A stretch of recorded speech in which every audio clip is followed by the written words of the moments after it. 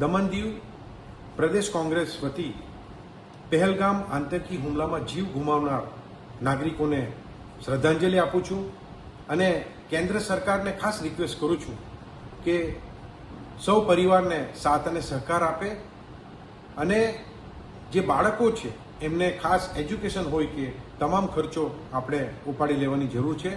Congress party બી એમના પડખે ઊભી રહેશે. આ તબક્કે હું એટલું જરૂર કહીશ કે આ પાકિસ્તાની સ્પોન્સર્ડ હુમલો લાગી રહ્યો છે, જેથી બંને દેશની શાંતિ ભંગ થાય. પાકિસ્તાનને કોઈ ફરક પડવાનો નથી. ફરક પડે જો યુદ્ધ થાય તો આપણા ભારત દેશને ફરક પડશે, કારણ કે આપણે ઇકોનોમિકલ પાવરફુલ દેશ છે, તો આપણી ઇકોનોમી ખરાબ થાય. તો આ તબક્કે સોચી સમજીને સ્ટેપ લેવાની જરૂર છે. તો હું ભારત સરકારને બી એટલું જ રિક્વેસ્ટ કરીશ કે કોંગ્રેસ પાર્ટી તમારા પડખે ઊભી રહેશે.